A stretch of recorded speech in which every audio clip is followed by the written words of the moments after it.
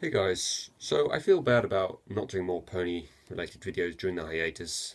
I did a unscripted video about putting Hoof down a while back, so I thought I'd do that for a few more of the episodes that I haven't reviewed yet. I'll just talk unscripted about some episodes that I've just been re-watching recently. I'll make this into a bit of a series, I think, that I'll just do from time to time when I feel like it. Best Night Ever, the season 1 finale, the only season 1 finale that isn't like a big sort of epic battle of any kind of, massive changes or anything big at stake or anything. It's just a simple slice of life story. It's kind of unique in that sense. It's a season finale that doesn't really feel like a season finale. And it's interesting rewatching this episode, having now just recently watched season 4, because obviously people talked during season 4 about the story arcs that, was kind of something the show hadn't done before. People forget, this technically was a story arc in season 1, with the Ticketmaster, Suited for Success, and The Best Night Ever tying together to the gala. But it's not anything that's kind of made a big deal of. I actually, the first time I watched season 1, I actually didn't realise that the gala we see in this episode is the one that they talk about in the Ticketmaster and The Best Night Ever. In fact, I don't think I even picked up on the fact that the dresses they have in this episode are the ones we see in Suited for Success. I don't think I even made that connection. So, yeah, as a story arc, it's not really sort of made particularly clear what's going on or any kind of build up. People talk sometimes about how the gala works much better than, say, the wedding and a Canterlot wedding or something because it was built up throughout the season. I actually didn't pick up on that, and I didn't remember thinking oh, the gala, where's this come from? It comes out of nowhere. No, I don't really feel like it needed to be built up or anything. I think the wedding and a Canterlot wedding works fine without being built up either. To me, the song in this episode really is enough to build up everything. And again, people say, Ticketmaster, they set up their plans and their expectations in that episode. Again, I think the song does a much better job of building that up, actually. I think the song does a beautiful job from a narrative point. It's a great song on its own, but it also works well from a narrative perspective in just building this gala up to be this amazing, exciting thing that, you think is going to be like the time of your life. The last thing you expect is for the bottom to just completely fall out of it and it just be the worst time ever. So that setup from that song is just wonderful. Interesting couple of things I noticed during the opening scene. People talked with Elaine being Breezy's about, this transformation spell Twilight suddenly knows now that just sort of comes out of nowhere. I think people forget that, Twilight uses a transformation spell in this episode, with the apple turning into a carriage and the mice turning into horses. So she's used transformation spells before, actually. It hasn't just sort of come out of nowhere. But I don't know why I'm defending that episode. It's a pretty poor episode, that one. And then Applejack's little sort of kind of self-awareness kind of joke about how they don't normally wear clothes. And Spike is kind of like the voice of reason in this episode. It's kind of weird actually how often Spike has that kind of role. I was kind of disappointed really for that reason. Really is the fact that he doesn't really play a bigger role in this episode, really. He's just sort of in it at the beginning and in it at the end. He doesn't really sort of do anything else other than just sort of say things that, turn out to be correct. And then obviously the gala itself, it's kind of interesting where it's paced. I mean, this episode has a real difficulty of having to cram a lot in actually into that middle portion of the episode because it's got like 6 subplots and, it has to sort of have a good sort of progression with them of the fact that they start out okay, then things are like there's a little bit of a setback kind of thing, and at the time you're just sort of like, oh well, never mind, and then it just from there gradually gets worse and worse until it sort of it's an ultimate sort of explosion of awfulness at the very end, and with 6 subplots to have to do that with in just the middle portion of an episode, not even an entire episode.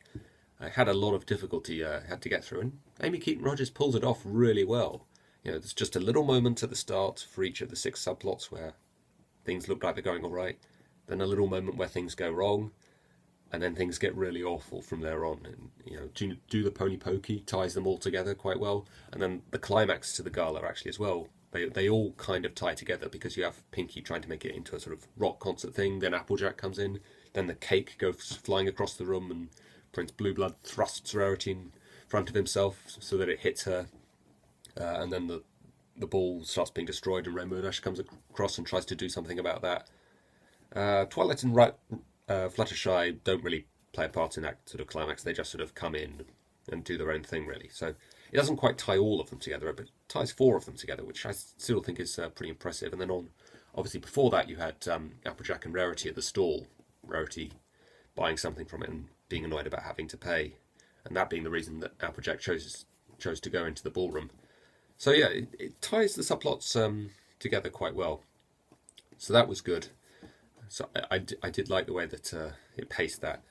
The problem for me, really, I think, lies with the fact that I just found it really depressing watching all these characters suffer.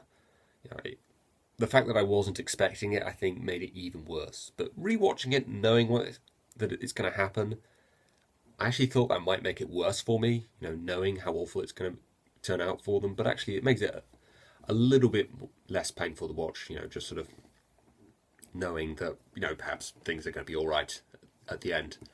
But the big problem for me with the ending, really, is I think there's no kind of satisfying kind of payoff. You know, they just sort of go to the donut shop, whenever it was, and they just sort of say, well, that was bad, but, you know, we've got our friends, and that makes it okay. And we're just supposed to sort of assume the fact that they're with their friends is going to make it all better, really. I don't know if I really buy into that. It doesn't really seem to make the night worth it. I think what was missing for me was some kind of reason to say that as awful as the gala was, it was still worth going to. You know, something to happen to each of them that meant that going to the gala was actually worth it. Something that could only have happened had they gone to the gala. Like, for example, say, the Wonderbolts go to Rainbow Dash and say, you know, we feel bad about ignoring you all night. You know, how would you like to come and watch us at a performance in Cloudsdale or something?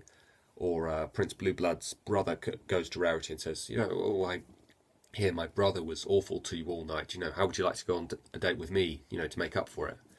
You know, or I can't really think of anything for the other 4 of them, but, you know, stuff like that. Stuff that could only have happened had they gone to the gala. You know, the gala was still awful, but it was still worth going to just for that little moment there that, you know, made it a little bit more satisfying. But no, we don't have that. All we have is we should have just gone to the donut shop in the first place and hung out with Spike, basically. You know, it wasn't even worth, like, going to the gala at all. You know, we may as well have just spent the night in the donut the entire night in the donut shop while the gala was going on, and it would have been a better night.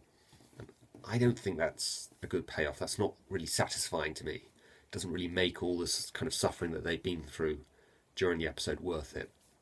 So that was a problem for me. But otherwise, I do like this episode. It seems to be the only season finale, really, where the fans aren't split. Pretty much everyone seems to like this episode. And yeah, it has 2 great songs at the gala and Do the Pony Pokey. I both absolutely love them.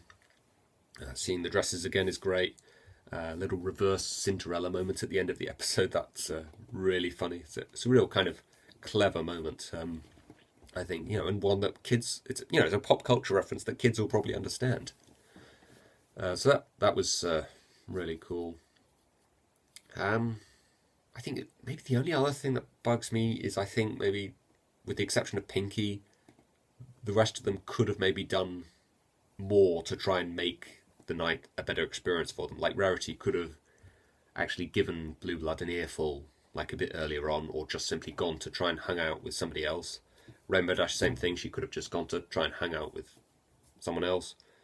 Twilight could have explained the problem with trying to talk to Celestia, and Celestia could have maybe said, you know, just go and hang out with other people. Applejack could have just gone into the town and tried, or maybe just given up on trying to sell things that night and had just, you know, tried again when it was less busy or something. Or, you know, just try in the middle of a town during a market day or something. So yeah, it seems to me like they didn't really make enough of an effort to try and make the situation right. But again, perhaps that sort of ties back into the fact that, you know, they were so sure that this was going to be a great night for them, they hadn't really anticipated these problems. But yeah, otherwise, other than, you know, a less satisfying payoff, it's a great episode. And this video is getting way longer than I had originally anticipated, so I think I'm just going to stop it now. But good episode.